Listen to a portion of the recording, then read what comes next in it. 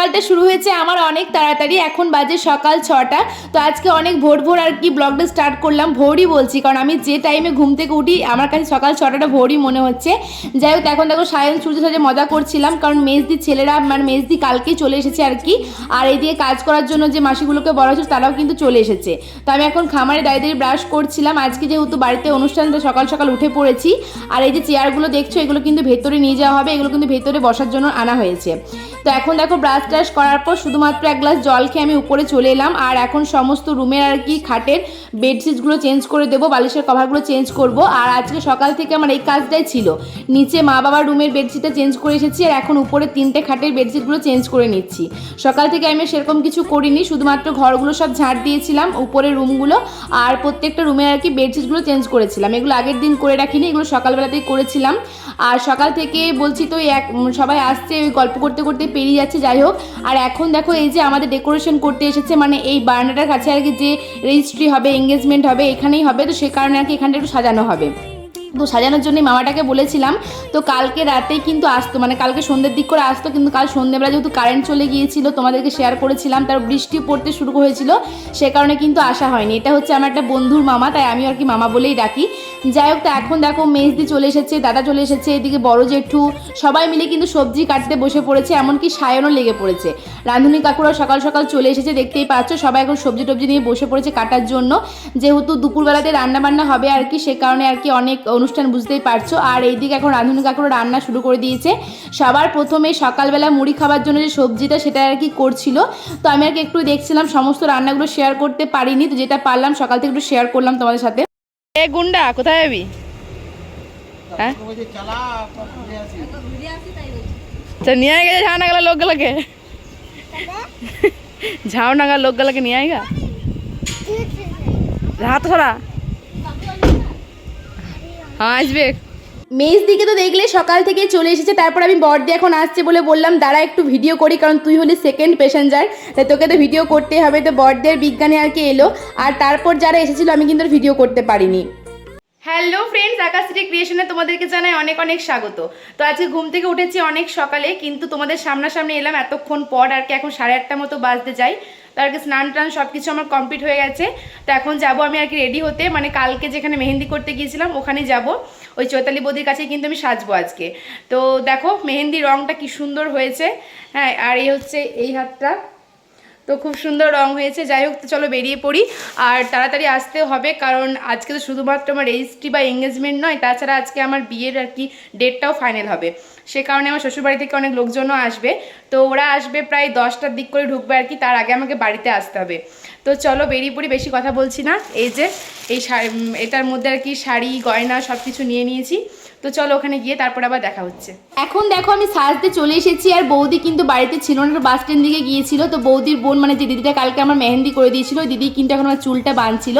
এই দিদিও কিন্তু অল্প স্বল্প আর কি মেকআপের কাজ জানে। তো চুলটা শুধুমাত্র ক্রিম্পিং করে রেখেছিল, যেহেতু কারেন্টের প্রচণ্ড ডিস্টার্ব হচ্ছিল সকাল থেকে। তো কারেন্ট চলে গেলে চুলটা ক্রিম্পিং করা হবে না, সেখানে ক্রিম্পিং করে দিয়েছিল আর কি আমার শাড়িটা পরিয়ে দিয়েছিল। তো এখন দেখো বৌদি আসার পর মেকআপ করতে বসে পড়েছি।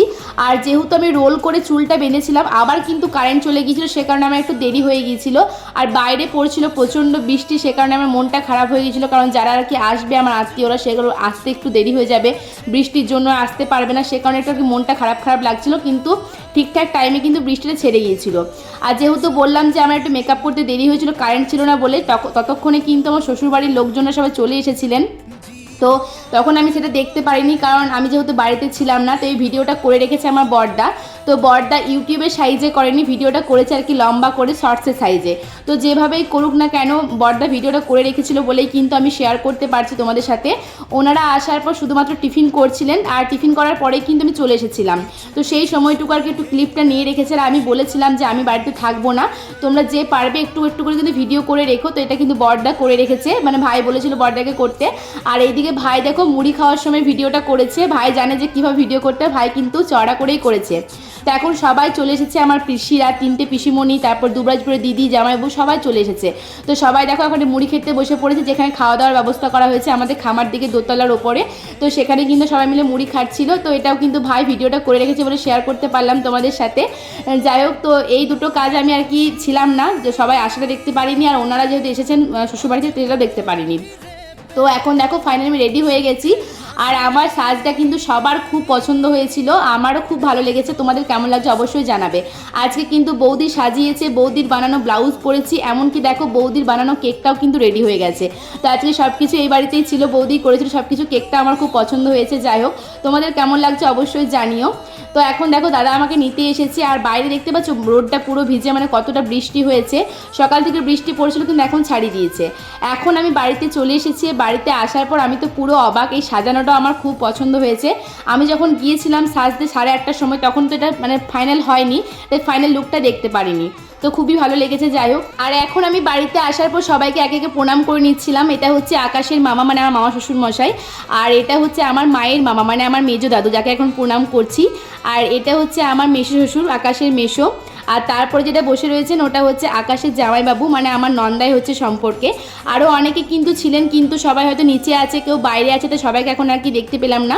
যাই হোক, আর রুমের মধ্যে কিন্তু এখানে ছিলেন, যেটার কথা বললাম এখন আমার শ্বশুর মশাই। তোমরা অনেকেই কিন্তু চেনো না, তো আর কি তোমাদের একসাথে পরিচয় করিয়ে দিলাম। তো এটা হচ্ছে আমার শ্বশুর মশাই, এটা হচ্ছে আমার পিসে মশাই। পিসে মশাইকে আমি এর আগে ব্লগে অনেকবার দেখিয়েছি। আর এটা হচ্ছে আমার ছোটদির শ্বশুর মশাই, মানে বাপি। তো বাপিকেও প্রণাম করলাম। যাই হোক, তো মানে সবাই কিন্তু আমার চেনা, যেহেতু আমার 7 বছর ধরে বিয়ে ঠিক হয়ে আছে, আমার শ্বশুরবাড়ির প্রত্যেকটা মানুষকে আমি চিনি। কিন্তু তবুও যেন আজকে একটা অন্যরকম ফিল হচ্ছিল, মানে সেই কি বলবো, মানে নতুন নতুন বিয়ে ঠিক হলে যেরকম হয় আর কি, সেরকম আর কি বিয়ে মানে ফিলটা হচ্ছিল। আর এখন মানে যাকে প্রণাম করলাম এটা হচ্ছে আমার মামা শ্বশুরমশাই, বড় মামা শ্বশুরমশাই, আকাশের বড় মামা। তো সবাইকে এখন প্রণাম টনাম করা হয়ে গেছে। তারপর এখন আর কি নিচে এলাম। স্বপ্নের দিন ও কাছে এলো, জীবন আরো আর এদিকে দেখো আমার দিদিরা কিন্তু প্রচণ্ড কাজে ব্যস্ত হয়ে পড়েছে, মানে অতিথি আপ্যায়ন করতে, চা জল এইসব আর কি করছে। তখন চা করে সমস্ত কিছু রেডি করে উপরে নিয়ে যাওয়া হচ্ছে, যেহেতু উপরে সবাই ছিলেন আর কি। আর তার বেশ কিছুক্ষণ পর এলেন আকাশ, আর তার সাথে আমার শ্বশুরবাড়ির গুরুদেব। তো আমি গুরুদেবকে প্রণাম করলাম, তখন আর কি ভিডিও করার মতো কেউ ছিল না। এখন দিদি প্রণাম করছিল, তাই আর কি ভিডিও করলাম। তো আকাশ আর গুরুদেব একটু পরে এসেছেন, আমার শ্বশুরবাড়ির লোকজনদের সাথে আসেননি ওনারা। তো যাই হোক, এখন এই যে মিষ্টি খাওয়ানো নিয়ে আর কি চলছে। আকাশ বলছে খাবো না, দিদিরা বলছে খেতে হবে। তো এই নিয়ে আর কি একটু আর কি চলছে, বুঝতেই পারছো যেটা হয় আর কি, নতুন জামাই মিষ্টি তো খেতেই হবে না।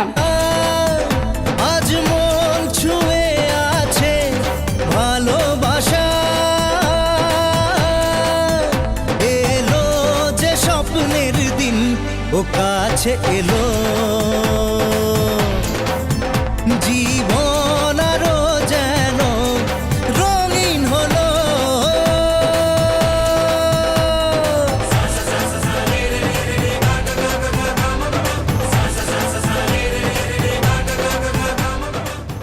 আর এখন দেখো বেশ কিছুক্ষণ পর আমি একবার এলাম আর কি রান্না বান্নাগুলো দেখতে, কারণ এইদিকে আমার ভাইদের ভিডিও করার একদম সময় নেই। ওরা এত কাজে ব্যস্ত, এদিকে যাচ্ছে ওইদিকে যাচ্ছে। তো সে কারণে আর কি আমি একবার এলাম। তো এইদিকে প্রায় রান্না বান্না প্রায় শেষের মুখে, শুধুমাত্র মাটনটা রান্না হচ্ছিল, আর মাছে যেটা আর কি বেগনি করা হবে সেটা আর কি পরে করা হবে। তো এখন আমি উপরে চললাম যে কোথায় চেয়ার টেবিল পেতেছে, কোথায় খাওয়ার ব্যবস্থা করেছে, মানে আমি কিছুই দেখিনি।